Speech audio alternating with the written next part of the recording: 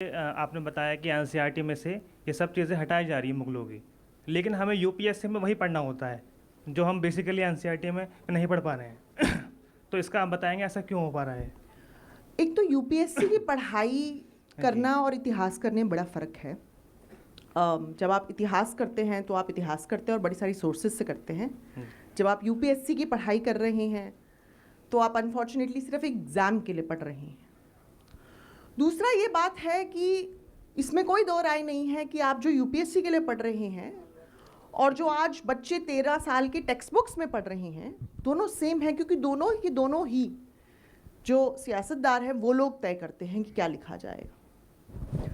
पर अगर आपको इतिहास को इतिहास के मायने से जानना है तो आपको उसको ये यूपीएससी के परीक्षा के परिप्रेक्ष्य से बाहर देखना पड़ेगा, और उसके लिए फिर आपको बाकायदा इतिहासकारों की किताबें पढ़नी पड़ेंगी। आपको रोमिला तापर की किताबें पढ़नी पड़ेंगी, इरफान हबीब साहब की किताबें पढ़नी पड़ेंगी, जिन्होंने बाकायदा अच्छे से इतिहास को लिखा है। तो यूपीएससी की परीक्षा वो तो एक परीक्षा है, जो इतिहास का असली पढ़ाई है वो तो आप इतिहास के परिप्रेक्ष्य में ही देखेंगे तो समझ पाएंगे। तो अनफॉर्चुनेटली ये जो परीक्षाएं हो रही हैं, ये सब जो गवर्नमेंट परीक्षाएं हो रही है, चाहे स्कूलों में हो चाहे यूपीएससी में हो, वो तो गवर्नमेंट के बताए हुए सिलेबस पे ही होंगी। और वो तो सिलेबस मैं काफ़ी समय से कहती आ रही हूँ कि वो सिलेबस इतिहास नहीं है। फैक्ट्स पे अब बात नहीं हो रही है सैडली। पर आप अगर इतिहास की जानकारी रखना चाहते हैं, और मुझे लगता है सबको होनी चाहिए, क्योंकि इतिहास को तोड़ मरोड़ कर लोगों को बरगलाया जाता है, तो फिर आप इतिहासकारों को पढ़िए और आपको बहुत अच्छी जानकारी मिलेगी इतिहास की। बिल्कुल इनको हेलो मैम, मेरा शर्मा, आज के दौर में इंडिया से जो इतिहास को बदला जा रहा है, तारीख़ के चैप्टर को हटाया जा रहा है, तो इसके पीछे का एजेंडा क्या है? सरकार या ये जो आरएसएस या बीजेपी की जो हुकूमत है, इनका एजेंडा, इनका मंशा क्या है तारीख़ को बदल करके? क्या तारीख़ से चीज़ें हट जाएगी? देखिए, तारीख या टेक्स्ट बुक्स को ले लीजिए, तारीख की या तारीख इन जनरल, उसके साथ हमेशा से थोड़ा बहुत छेड़छाड़ ताउम्र होती आई है। ये सिर्फ इंडिया की बात नहीं है, आप किसी भी देश को देख लीजिए, वहाँ पर इतिहास के साथ छेड़छाड़ होती रहती है। कोई भी सरकार आए वो अपने नज़रिए से, अपने नैरेटिव से, और ये इंडिया में बहुत समय से होता आ रहा है। आप कभी भी देखेंगे, चाहे कांग्रेस की सरकार आए चाहे बीजेपी सरकार आए, सबसे पहले हिस्ट्री की टेक्स्ट बुक्स चेंज होती हैं। लेकिन जो इस बार ही हो रहा है वो बड़ा इंटरेस्टिंग, और वो पहले कभी नहीं हुआ। क्योंकि पहले क्या होता था कि कुछ फैक्ट्स हैं हिस्ट्री के, आप कुछ फैक्ट्स को एक नैरेटिव देंगे तो एक नैरेटिव बन जाएगा, उन्हीं फैक्ट्स को लेके आप दूसरा नैरेटिव देंगे, दूसरा नैरेटिव बन जाएगा। तो जब तक नैरेटिव चेंज हो रहा है इतनी बड़ी प्रॉब्लम नहीं है। प्रॉब्लम आज ये है कि बात फैक्ट्स पे हो ही नहीं रही है।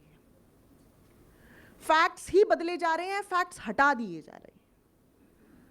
जैसे कि अगर आप एनसीईआरटी की टेक्स्ट बुक्स देखेंगे क्लास 8th की, तो उसमें ये लिखा हुआ है, और आपको अगर कोई भी 13 साल का बच्चा वो पढ़ेगा तो उसको लगेगा कि सिर्फ और सिर्फ मुसलमानों ने मंदिर तोड़े हैं, क्योंकि वहीं बात हुई है पूरी टेक्स्ट बुक में, और कहीं किसी और रूलर के लेके बात हुई ही नहीं। सिर्फ सुल्तानों ने तोड़े हैं, सिर्फ मुगलों ने तोड़े हैं। अब ये कम्युनलिज्म तो फैला रहा है, जो कि एक चीज़ है, लेकिन अगर आप एज एन इतिहासकार इसको एनालाइज करेंगे तो सबसे बड़ी प्रॉब्लम ये है कि ये मंदिर तोड़ने के इतिहास को इनकम्प्लीट बता रहे हैं। मंदिर तोड़ने का इतिहास तो 6th सेंचुरी सीई से है, तुर्कियों के आने से बहुत साल पहले से। जैन मंदिर बहुत तोड़े गए। कितने इतिहासकार कहते हैं कि बुद्धिज्म का डिक्लाइन इसलिए हुआ क्योंकि भक्ति मूवमेंट आई, शैविज्म जैनिज्म के आने से। उन्होंने मंदिर दर मंदिर बदल दिए। पहले जैन हुआ करता था, जैन जिना पार्श्वनाथ की मूर्ति तोड़कर वहाँ शिव की मूर्ति इंस्टॉल कर दी, बाहर में नंदी लगा दिया, अब वो मंदिर शिव मंदिर है। तो ये जो मंदिर टू मंदिर कन्वर्जन होता है, इसीलिए भाप पाना थोड़ा मुश्किल होता है, क्योंकि मंदिर बाहर से तो सेम ही दिखता है। तो ऐसे हमारे पास बहुत उदाहरण हुए हैं, लेकिन आज वो सब बिल्कुल छुपा दिया गया है, उसकी बारे में बात ही नहीं होती है। और फैक्ट्स को इतनी बारीकी से आप देखेंगे ऑब्लिटरेट किया जा रहा है। 12वीं की कक्षा में आर्यन माइग्रेशन के बारे में बात हुई है। आर्यन माइग्रेशन सिर्फ ये सिंपल सी, अब थ्योरी भी नहीं है, अब फैक्ट है, इसलिए मैं थ्योरी उसको बोलती ही नहीं, कि आर्य जो थे वो 1500 BCE से, जिन्होंने वैदिक सिविलाइजेशन दी, जिन्होंने वेद दिए, वो ईरान से यहाँ आए थे। माइग्रेशन में वेव्स ऑफ माइग्रेशन हुई थी। अब ये सिंपल फैक्ट 2019 की 2 स्टडीज से प्रूव हो चुका है, without a doubt. Genetic studies हैं वो, हार्ड साइंस ने प्रूव कर दिया है। एक सेल में है, एक साइंस में है। मैं सबको गुजारिश करूंगी सब जाके पढ़ें।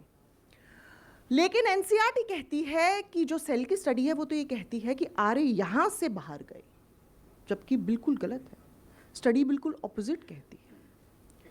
क्यों इतनी सफाई से एनसीईआरटी के लोग इतना झूठ बोल गए? क्योंकि उन्हें पता है कि वो जो 13 साल का बच्चा है वो नहीं जाके देखेगा कि सेल की स्टडी में असल में क्या लिखा है। सेल की स्टडी बड़ी सिंपल स्टडी है, हड़प्पन स्केलेटन्स पे हुई है और कहती है कि हड़प्पन जीन में आर्य जीन का कोई मिक्सचर नहीं है, जो कि बिल्कुल सही बात है।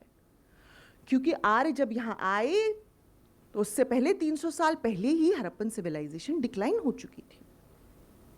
इससे बाकायदा प्रूव होता है कि हड़प्पन और आर्यन दोनों अलग जीन्स हैं, और सबका, जितने भी भारतीय हैं, सबके पास कुछ ना कुछ दोनों का मिश्रण है। तो ये जो आज ये एजेंडा लेकर आते हैं कि बाहर से आए और घुसपैठिया, सब में वो आर्य घुसपैठियों का खून शामिल है। तो या तो सब घुसपैठिए हैं यहाँ पे, या फिर कोई भी घुसपैठिया नहीं है। रुचिका,